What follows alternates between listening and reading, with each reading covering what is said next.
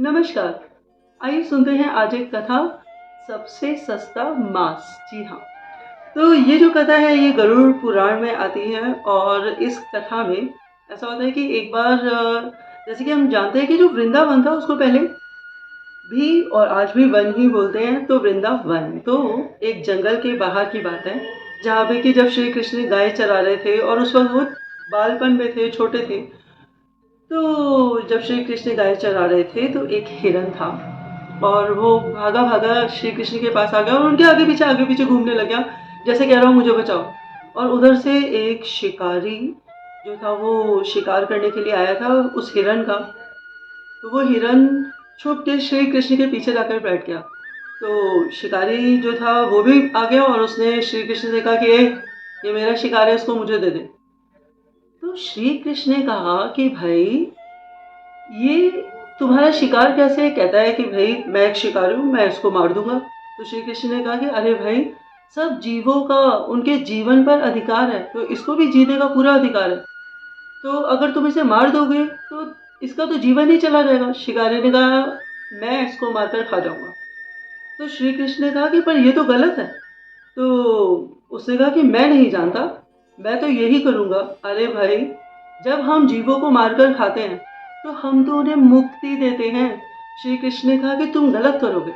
तुम्हें मालूम है कि 84 लाख जीव जंतु हैं, तो तुम तो 84 लाख योनियों में सबसे नीचे गिर जाओगे, तुम सबसे ऊपर हो।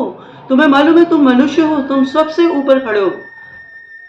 तो शिकारी बोला ये सब नहीं जानता, जब मैं जानवर खाता हूँ तो मैं उस जानवर को मार कर जो पुण्य कमाता हूँ ना, उसको तो मैं उसकी देह से भी आज़ाद कर देता हूँ। तो श्री कृष्ण ने कहा कि भाई ये जो विषय है ये एक अंतहीन विषय है, मतलब मैं तुम्हें समझाता रहूँगा और तुमको समझ में बात आएगी नहीं, पर मैं ये हिरन तुम्हें नहीं दूंगा।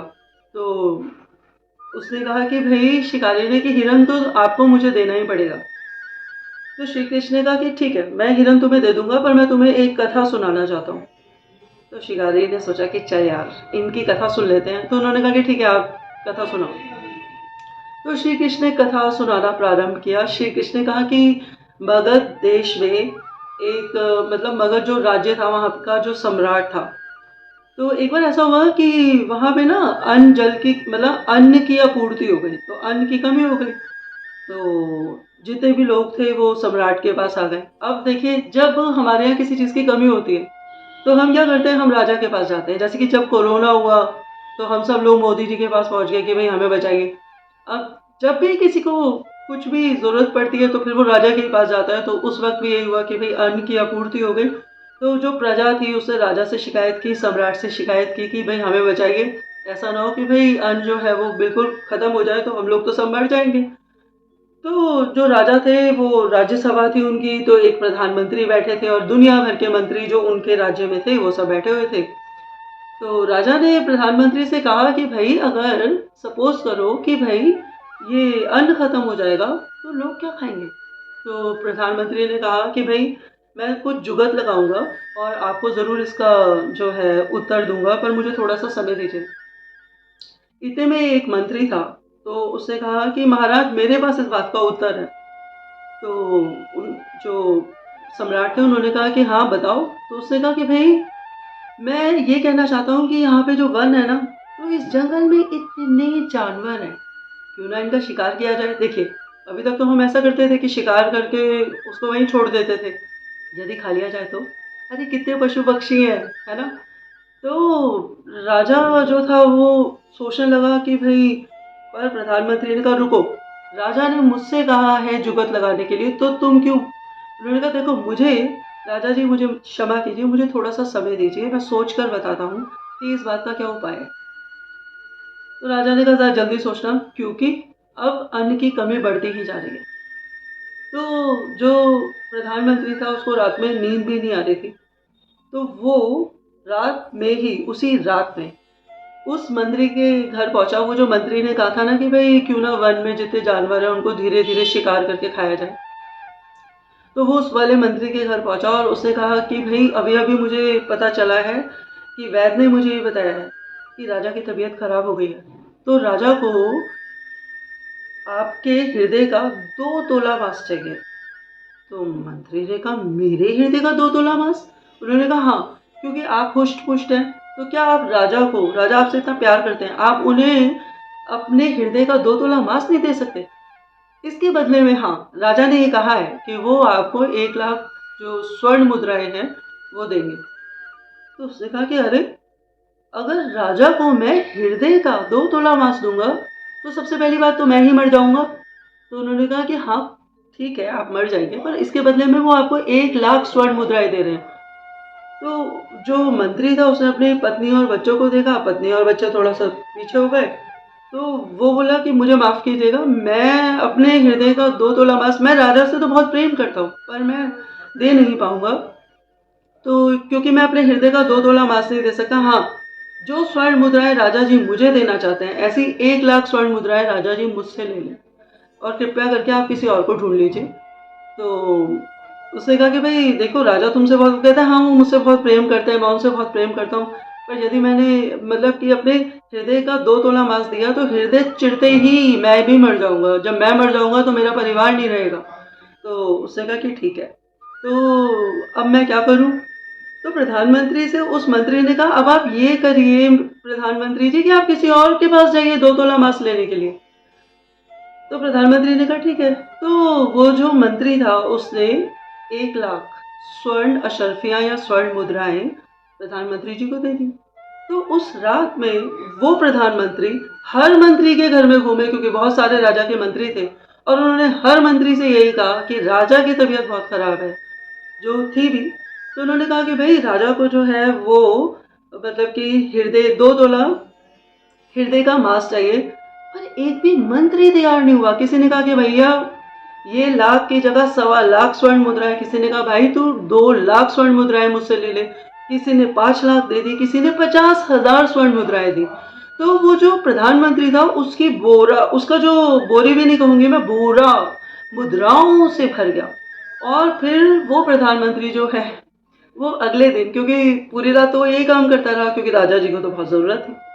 तो अगले दिन जब वो राज्यसभा में पहुंचा तो राजा अपने दरबार में बिल्कुल हुष्ट-पुष्ट सही बैठा हुआ था। तो जो बाकी मंत्री थे उन्होंने गलती से भी राजा से ये नहीं पूछा कि राजा जी आप ठीक हैं? क्योंकि जो मंत्री थे उनकी कहते हैं ना कि चोर की दाढ़ी में तिनका। तो वो जो मंत्री थे उनके दिमाग में तो ये बात थी कि भाई राजा से अगर हमने ये पूछ लिया कि आपके क्या हाल-चाल हैं, तो राजा ये पूछेगा कि क्या तुमने मुझे अपने वो हृदय का जो 2 तोला मांस है वो क्यों नहीं दिया, या क्या देने के लिए मना किया था तो क्यों किया था? तो इसलिए किसी ने भी राजा का हालचाल नहीं पूछा। अब क्या हुआ कि वो जो प्रधानमंत्री वहाँ पे जब पहुँचे तो उनके पास में एक बहुत बड़ा बोरा था। तो राजा ने कहा कि सुनो, मैंने तुमसे कहा था कि अन्न कोष में अन्न की कमी हो गई है और कहीं भूख के लाले ना पड़ जाएँ, तो तुमने कहा था कि मैं कोई युक्ति लगाऊँगा, तुमने क्या युक्ति लगाई? तो प्रधानमंत्री मुस्कुराने लगे। तो उन्होंने जो है कहा कि राजा जी मैं आपको युक्ति तो बताऊँगा, पर पहले आपको कुछ बताना चाहता हूँ। तो उन्होंने जो है वो सारी रात की बात बताई कि भई किस तरीके से उन्होंने कहा था कि भई वैद्य ने बताया कि आपको मैंने अपनी तरफ से सब लोगों से ये कहा था कि आपको 2 तोला मांस यानी कि हृदय का 2 तोला मांस चाहिए, तो इनमें से किसी ने भी आपके लिए अपने हृदय का 2 तोला मांस नहीं दिया। तो राजा जो था वो सोच में पड़ गया कि अरे! राजा के लिए किसी ने कुर्बानी नहीं दी, हैं? तो उन्होंने कहा कि भई जबकि आपको तो चाहिए नहीं था, पर मेरा जो बोरा है वो स्वर्ण मुद्राओं से भर गया है। पर अब आप ये कह रहे हैं कि भई जो अन्न भंडार है वो कैसे भरेगा? तो राजा जी मैं आपको बता दूँ कि आपके अन्न कोष में 1 साल का अन्न है, जैसा कि आप भी जानते हो और मैं भी जानता हूँ। आपने ये भी कहा था कि वो अन्न आप लोगों को बाँटें, पर आपको ये भी पता है कि जो राज भंडार में 1 साल का अन्न है, वो तो बहुत जल्दी खत्म हो जाएगा, फिर अगले साल क्या होगा?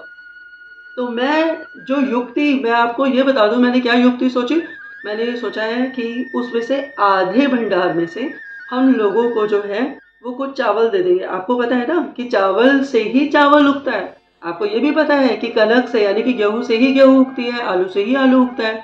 तो ये सब लोग जो है अब मेहनत करेंगे और जो लोग आलस में पड़े रहते थे वो सब मेहनत करेंगे। इसके बदले में हम इन्हें ये स्वर्ण मुद्राएँ देंगे जो इन्हीं से हमें प्राप्त हुई है, और ये सब लोग जो हैं और ज़्यादा मेहनत करेंगे। इनकी मेहनत रंग लाएगी और एक बार फिर से हमारा राज्य जो है वो अन्न से भर जाएगा।